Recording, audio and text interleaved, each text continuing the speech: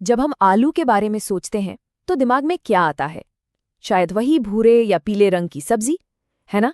लेकिन सोचिए, अगर एक आलू, सिर्फ एक आलू, हमारे खाने का तरीका, हमारी सेहत और यहाँ तक कि किसानों की आमदनी को पूरी तरह से बदल सकता हो। आज हम एक ऐसी ही अनोखी सब्जी की पड़ताल कर रहे हैं। हाँ, मानता हूँ ये सवाल थोड़ा बड़ा लग रहा होगा, लेकिन इस सफर के आखिर तक शायद आप भी इस पर सोचने लगेंगे। ये सिर्फ एक रंगीन आलू नहीं है, ये तो सेहत, विज्ञान और अर्थव्यवस्था का एक कमाल का मिक्स है। तो चलिए सबसे पहले ये समझते हैं कि आखिर ये बैंगनी आलू है क्या और इसका ये जबरदस्त रंग ये आता कहाँ से है। जी हाँ, और नहीं, ये कोई इंस्टाग्राम फिल्टर नहीं है। इसका ये जो गहरा बैंगनी रंग है ना, वो बिल्कुल नेचुरल है। और बेस्ट पार्ट क्या है, पकाने के बाद भी ये रंग जाता नहीं। स्वाद में ये आम आलू से थोड़ा अलग है, थोड़ा सा मिट्टी जैसा, नटी सा, इसलिए कई डिशेस में ये एक बहुत ही दिलचस्प चॉइस बन जाता है। तो इस कमाल के रंग के पीछे का सीक्रेट क्या है? नाम है एंथोसायनिन। ये वही पावरफुल एंटीऑक्सीडेंट है जो ब्लूबेरी और ब्लैकबेरी जैसी चीज़ों को उनका गहरा रंग और उनके हेल्थ बेनिफिट्स देता है। और यही वो चीज़ है जो इस आलू को एक सिंपल सब्जी से कहीं ज़्यादा बना देती है। ओके, तो ये तो समझ आ गया कि ये आलू क्या है, लेकिन इससे हमें क्या फ़ायदा? आइए देखते हैं हमारी सेहत के लिए ये कितना ज़्यादा फ़ायदेमंद हो सकता है। अब ये चार्ट देखिए, ये एक बहुत ज़रूरी कहानी बताता है, खासकर उन लोगों के लिए जो अपने ब्लड शुगर को मैनेज करते हैं। बेसिकली ग्लाइसेमिक इंडेक्स बताता है कि कोई चीज़ आपका ब्लड शुगर कितनी तेज़ी से बढ़ाती है।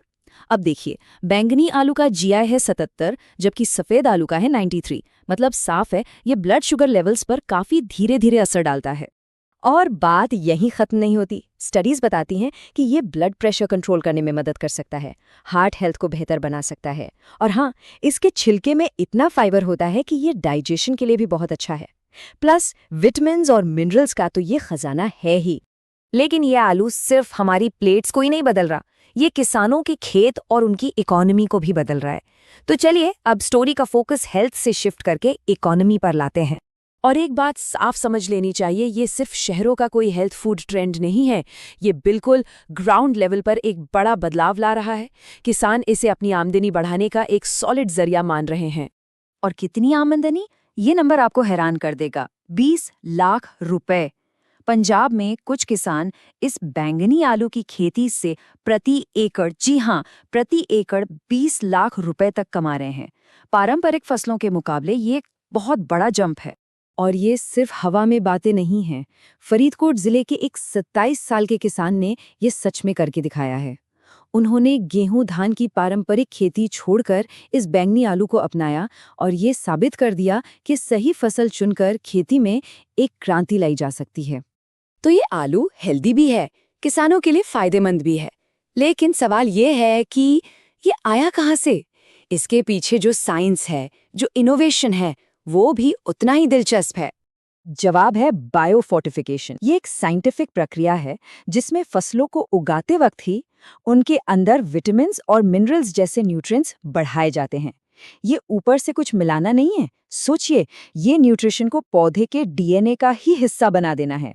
यहाँ एक जरूरी फर्क समझना जरूरी है, बायोफोर्टिफिकेशन और फूड फोर्टिफिकेशन के बीच।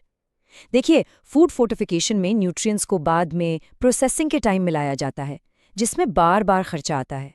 लेकिन बायोफोर्टिफिकेशन, इसमें एक बार आपने न्यूट्रिशियस बीज बना लिया तो वो हमेशा वैसी ही न्यूट्रिशियस फसल देगा। ये एक वन टाइम इन्वेस्टमेंट है, एक टिकाऊ समाधान है। और इस मामले में भारत पीछे नहीं है, बिल्कुल नहीं।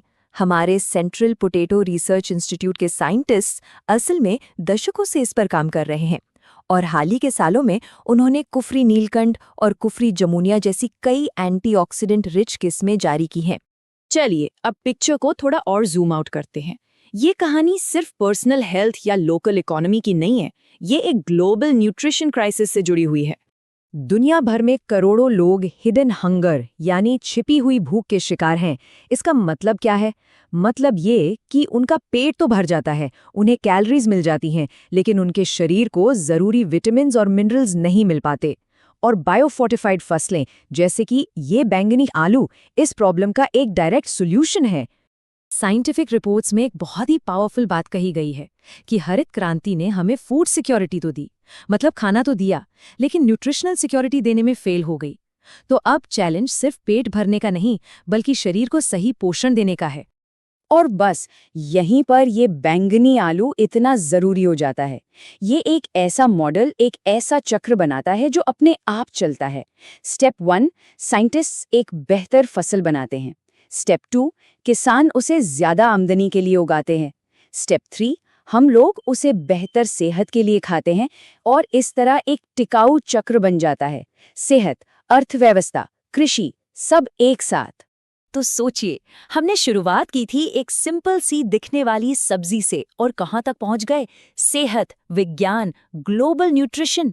ये हमें सोचने पर मजबूर करता है, क्या सिर्फ अपने भोजन का रंग बदलकर हम दुनिया की सबसे बड़ी न्यूट्रिशनल चुनौतियों में से एक को सुलझा सकते हैं? सवाल बड़ा है, लेकिन इसका जवाब शायद हमारी प्लेट में ही है।